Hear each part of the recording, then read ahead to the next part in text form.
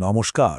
আজ আমরা একটা বেশ জটিল রাজনৈতিক কৌশলের গভীরে যাব, একটা ফাঁসোয়া প্রতিলিপি থেকে পাওয়া তথ্যের ওপর ভিত্তি করে।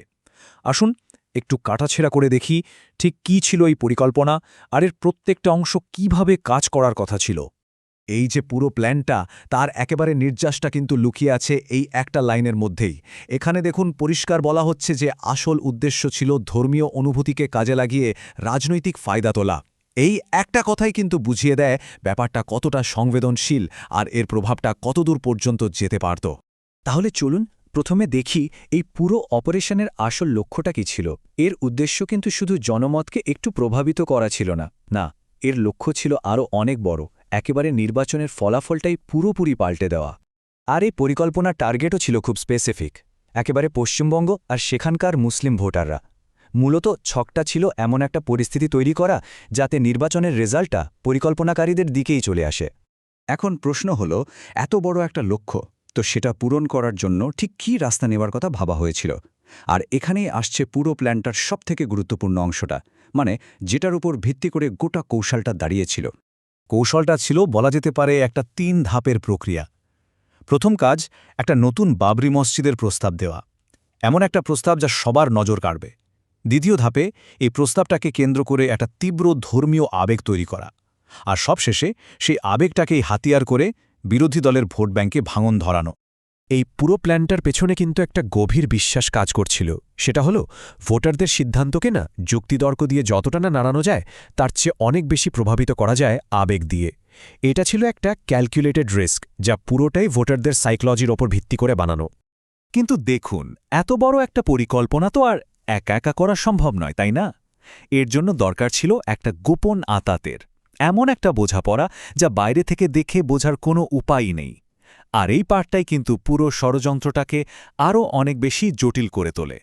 এই কৌশলটার একটা অদ্ভুত দ্বিমুখী দিক ছিল, মানে সামনে একরকম আর পেছনে আরেক রকম। বাইরে দেখানো হচ্ছে যে বিজেপির কড়া বিরোধিতা করা হচ্ছে, যাতে ভোটারদের বিশ্বাস জেতা যায়। কিন্তু আসল খেলাটা চলছিল পর্দার আড়ালে। সেখানে মূল উদ্দেশ্যই ছিল বিরোধী ভোট ভাগ করে দেওয়া, যাতে আখেরে সেই বিজেপিরই সুবিধা হয়। যে কোনো বড় অপারেশনের মতোই এখানেও একটা বিরাট টাকার অঙ্ক জড়িত ছিল। আসলে এই পরিকল্পনাটা রূপ দেওয়ার জন্য যে পরিমাণ টাকার কথা বলা হয়েছে, সেটাই বুঝিয়ে দেয় যে এর ব্যাপ্তি আর গুরুত্ব ঠিক কতটা ছিল। তো প্রশ্ন হল, ঠিক কত টাকার প্রয়োজন ছিল এই পুরো অপারেশনটা চালানোর জন্য? অঙ্কটা শুনলে কিন্তু রীতিমতো চমকে যেতে হয়। আর এটা থেকে এটাও বোঝা যায় যে পরিকল্পনাকারীরা এই কৌশলের পেছনে কতটা মরিয়া ছিল। ১,০০০ কোটি টাকা! ভাবা যায়, এই বিপুল পরিমাণ অর্থই বলে দেয় এটা কোনো ছোটখাটো রাজনৈতিক চাল ছিল না, এটা ছিল একটা বিশাল সুসংগঠিত পরিকল্পনা। আচ্ছা, এবার আসা যাক প্ল্যানটার একেবারে শেষ পর্বে।